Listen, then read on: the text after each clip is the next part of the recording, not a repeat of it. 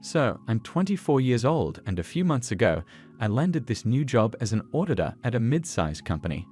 I'd been job hunting for a while, so getting hired felt like a major win. Little did I know that things would escalate so quickly. My office ended up being in the accounting department, which seemed pretty standard at first, until I met Mark, the department head. Now, Mark is 32, and when I say this man is ridiculously attractive, I mean it. Like, you know when you see someone and your brain just goes blank. That's what happened the first time I saw him. He's tall, easily over 6 feet, with broad shoulders and a fit build. You can see his muscles through his button-up shirts, which, by the way, he somehow always manages to keep looking crisp and professional. But the thing that really got to me, he just radiated confidence and authority, the kind that makes you want to stand a little taller when you're around him. I had never seen someone so good-looking in real life, let alone worked with them. And because I'm gay, that only made me more aware of every little detail. His chiseled jawline, the way his short brown hair was always styled perfectly, how he moved around the office with this effortless grace. You could tell he worked out, he just had that lean, strong look. Every day it was like torture being around him because I couldn't stop thinking about how damn sexy he was. At first, it felt like just a stupid, harmless crush, like who hasn't had a crush on their boss at some point, right? But I knew this one was different because it wasn't just about looks. From the first few conversations I had with Mark, I could tell he wasn't just some superficial guy. He had this down-to-earth vibe, which only made him more attractive. Every time I walked into that office, I had to remind myself that this man was my boss and not just some guy I'd fantasize about at a bar. I guess that's where the whole thing started. So, here's where things started getting interesting. Even though Mark was this perfect specimen of a man, he wasn't stuck up at all. You'd think someone that good-looking and in charge would be arrogant, but he wasn't. From the first week we clicked. He was one of those rare bosses who actually takes the time to get to know their team, and it didn't take long for us to start finding common ground. Whether it was work-related or just random small talk, we got along easily. I found out he liked working out, and that became a topic we'd chat about sometimes, but he also had this dry sense of humor that made him seem so normal, despite how incredible he looked. I was always careful though. I mean, he was my boss, and on top of that, I had no clue about his sexuality. It didn't help that the guy was always so professional, and even though we had great conversations, he never gave anything away. Still, I couldn't stop noticing little things about him. The way he'd laugh when I said something funny, or the way he'd look at me during meetings. Maybe it was just in my head, but sometimes I thought there might be something more there. And then one day, everything changed. We were in the cafeteria for lunch, and I overheard this conversation. There was a group of co-workers sitting a few tables away, and one of the women was gossiping with her friend. I wasn't trying to eavesdrop, but I heard her say, "I heard Mark's gay." My friend saw him at a bar downtown with another guy. My heart literally stopped. I was sitting there, pretending not to listen, but my mind was racing. Was this just office gossip, or was there some truth to it? The thought of it, the idea that he might actually be gay, gave me this rush of excitement I hadn't felt in a long time. It was like everything changed in that moment. That night, I couldn't stop thinking about it. I went to bed, and I swear I dreamt about him. In my dream, we were in bed together, kissing, and I could feel his hands all over me. When I woke up, it was like the dream had left this lingering feeling that I couldn't shake off. From that day forward, it became harder and harder to focus at work. All I could think about was him, and the possibility that maybe, just maybe, something could happen between us. The next moments felt like a blur, but at the same time, they were some of the most vivid seconds of my life. I still don't know what came over me, but as my lips brushed against the warm skin of his neck, I felt everything inside me shift. It was like the boundaries of professionalism, the lines we weren't supposed to cross, all vanished in an instant.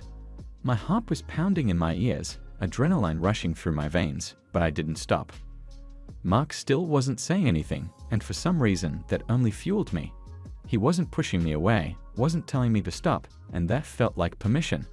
I remember the way he smelled, his cologne, mixed with the faint scent of the office, but underneath it all was the smell of him. Masculine, clean, intoxicating. I kissed his neck again, this time lingering a little longer, my lips pressing into the slight stubble along his jaw. He didn't move, but I heard his breathing shift, deeper, slower, more deliberate. That sound made my whole body react. Before I knew it, I had dropped to my knees in front of him. It happened so fast, but it also felt like the most natural thing in the world, like some part of me had been waiting for this moment all along. There I was, kneeling between his legs, my hands trembling slightly as they reached for his belt. I didn't question what I was doing, because it felt like everything inside me was on autopilot, driven by this intense desire that had been building up for weeks. Mark still hadn't said a word, but his silence spoke volumes. The tension in the air was palpable, thick with unspoken understanding. I unzipped his fly, my hands moving with a kind of urgency I hadn't felt before. It was almost like I was afraid that if I stopped to think, I'd lose my nerve, but I didn't stop. I couldn't. When I freed him, the sheer size of him in my hand made my breath hitch. He was hard, fully, and my mind raced with a mix of excitement and disbelief. I had imagined this moment 100 times in my head, but nothing could have prepared me for the reality of it. I remember the weight of him, the heat radiating off his skin, and how every nerve in my body was on high alert. My mouth was dry, but I knew what I wanted, what I needed to do. I took him into my mouth, slowly at first, savoring the taste of him. His reaction was immediate. His hands, which had been resting loosely on the arms of his chair, suddenly moved to my hair, gripping it tightly. He let out this low guttural sound, something between a groan and a moan, and I swear it sent a shiver down my spine. I could feel the control shift in that moment. Up until then, I had been the one taking action, the one deciding what would happen. But as soon as his hands gripped my hair, everything changed. Mark started to take control. His grip on my hair tightened, and he began to guide me, setting the pace. It wasn't forceful, but it was firm, dominant in a way that left no room for doubt. He knew exactly what he wanted, and I was more than willing to give it to him. I'd followed his lead, my lips and tongue moving in rhythm with the movements of his hips as he started to thrust gently into my mouth. The whole time, my mind was a haze of sensations, his scent, his taste, the feel of him in my mouth, the way his muscles tensed under my touch. It was overwhelming, but in the best possible way. I could feel myself getting lost in the moment, the heat between us intensifying with every passing second. His breathing grew heavier, more ragged, and the sounds he was making, those low, throaty moans, were like fuel to the fire burning inside me. And then it happened. It didn't take long, maybe a few minutes, but it felt like an eternity. His grip on my hair tightened even more, and his hips jerked forward as he came hard. I felt the warmth of it, the sudden rush of his release, and it was like a wave of electricity shot through me. His breathing was loud now, labored, and he let out this quiet, almost involuntary moan as he rode out the last waves of his climax. For a moment, everything was still.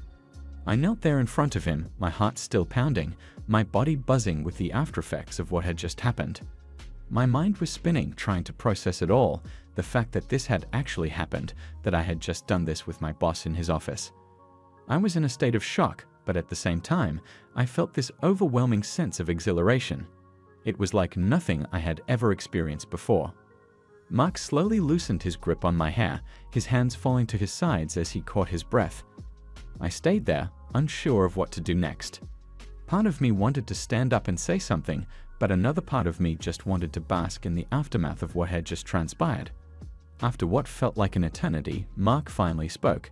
His voice was low, still a little rough from the exertion, but it had that same commanding tone that he always carried. A few weeks after that day in the cafeteria, something happened that I'll never forget. The whole vibe in the office had been tense for a while. There was this important report that our department was working on, and apparently some major mistakes had been made. From what I could gather, the company had been hit with a fine because of errors in the report, and Mark wasn't happy about it. He's normally the calm, collected type, but on this particular day, you could tell he was on edge. That morning, we all but called into Mark's office for an impromptu meeting. There was an uneasy feeling in the air as we filed into his office, and once we were all inside, Mark closed the door behind us. The way he moved was different. There was this tension in his shoulders, and his usually cool, laid-back demeanor had been replaced with frustration. As soon as he started speaking, I knew we were in for it. He was angry, really angry, and for the first time in the month I'd been there, he actually raised his voice. His words were sharp and his tone was clipped as he went through the errors in the report, pointing out how much the mistake had cost the company. I had never seen him like that before. Normally, Mark was the kind of boss who handled everything with a calm authority, but today, that calm was gone. The way he talked to us, scolding the entire department, was harsh. It wasn't personal, but it was clear he wasn't in the mood for any excuses. My heart was pounding in my chest the whole time. I wasn't involved in the report, but standing there, listening to him reprimand everyone, I felt a strange mixture of emotions. There was guilt for the team, of course, but there was something else too, something more personal. Seeing him so worked up, his jaw clenched, his voice firm, it did something to me. It was like this new side of him had been revealed, and I couldn't help but feel a spark of attraction. There was power in his anger, something commanding, and as inappropriate as it was, I couldn't stop myself from being drawn to it. After what felt like forever, he finally stopped and dismissed everyone. One by one, my colleagues left the office, looking as tense and uncomfortable as I felt. But just as I turned to go, Mark spoke again. His voice was calmer now, but there was still a hard edge to it. "Not you," he said, and I froze. He was talking to me. "Stay for a minute." I stayed, feeling a knot of anxiety in my stomach as the door closed behind the last person, leaving just the two of us in the room. My mind raced with thoughts. Had I done something wrong? Was I going to get a private scolding? But then I remembered I hadn't been part of the report. I had nothing to do with the mistake. Maybe he just wanted to make sure I didn't get involved in anything like this in the future. I stood there, waiting as Mark sat down at his desk.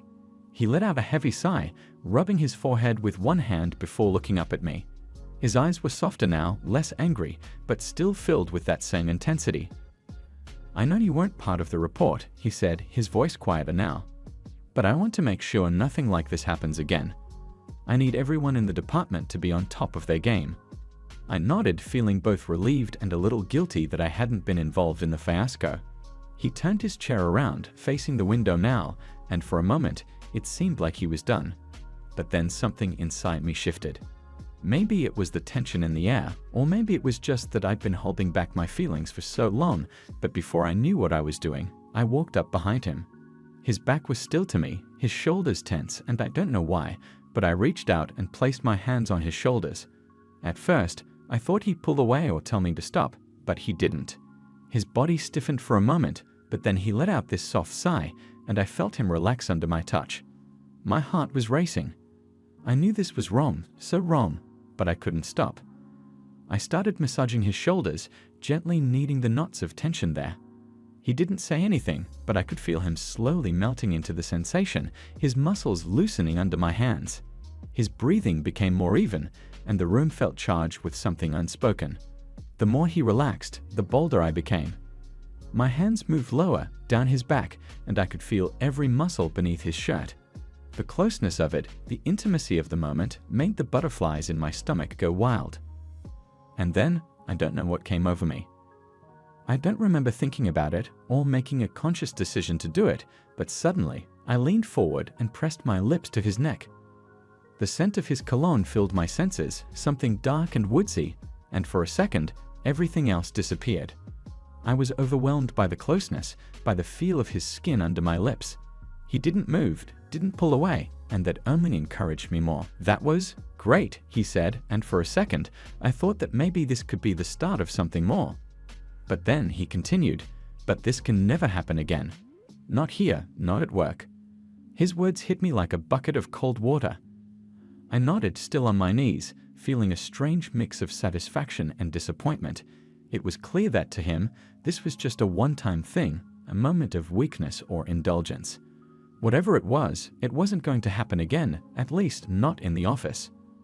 After a few more minutes of silence, Mark stood up, adjusting his clothes, and I did the same.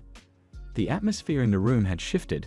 Gone was the heated, charged energy that had filled the air just moments before. Now, there was only this awkward, lingering tension, like we both knew something had changed, but neither of us wanted to acknowledge it.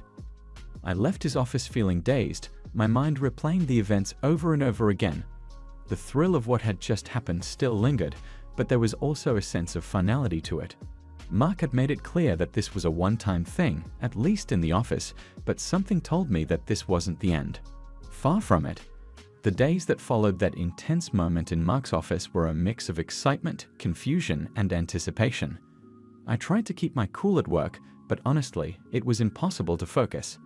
Every time I saw him in the hallways or during meetings, my mind would race back to that afternoon, back to the feel of his hands in my hair, the sound of his breathing as he let himself go. And despite his clear words, this can never happen again. I couldn't shake the feeling that maybe it wasn't entirely over between us. He hadn't treated me any differently after that day. He was still the same composed, confident leader in the office, and nothing in his behavior hinted at what had happened. I was grateful for that because if he had acted strange, everyone would have noticed. But at the same time, it drove me crazy. I wanted some sign, some acknowledgement that what we'd done hadn't just been a one-off mistake. I wanted to know that he wanted it to, that he felt the same pull that I did. Then, toward the end of the week, something finally happened. It was Friday, and after a long, stressful week at work, I was ready to unwind. Just before the end of the day, I got a message from Mark. It wasn't anything formal, just a simple, "Hey, want to grab a drink tonight?" My heart practically skipped a beat when I saw it. I tried to act cool when I replied, but inside, I was a mess of nerves and excitement. This was it. He was reaching out to me, outside of work, and that had to mean something, right? We met at a bar that night. It wasn't some fancy place, just a laid-back spot downtown where a lot of people from the office would go to unwind on Fridays. When I got there, Mark was already sitting at a small table near the back, looking as put together as ever, even in casual clothes. He wore a fitted t-shirt that hugged his body in all the right places, showing off the muscles that I had felt under his shirt just days before. As soon as I saw him, all the memories of that day came flooding back, and I knew this night was going to be different. We ordered drinks, and at first, the conversation was casual, almost like we were two colleagues just hanging out. We talked about work, about the report incident, about how stressful things had been. But as the night wore on, and we had a few more drinks, the atmosphere between us started to change. There was this unspoken tension building, something simmering just below the surface. Every time his eyes met mine, I could feel it, the electricity, the anticipation. It was like we were both waiting for the right moment. At one point, Mark leaned in a little closer, his voice lower, and said, "You know, about what happened in the office." My heart skipped a beat, and I held my breath, waiting for him to finish. I meant what I said about not letting it happen at work. But he paused, and I could see the flicker of something in his eyes, something that sent a rush of adrenaline through me. That doesn't mean I didn't enjoy it. His words hung in the air between us, thick with meaning, and I could feel my whole body reacting. This was it. He was opening the door, letting me know that what had happened wasn't just a fleeting mistake. It was real, and he wanted more, just like I did. After that, it didn't take long for things to escalate. We finished our drinks, and without really talking about it, we both knew where the night was heading. When we left the bar, Mark suggested we go back to my place. My heart was racing, and I could barely contain the mix of excitement and nerves bubbling up inside me. I had dreamed about this moment for weeks, and now it was actually happening.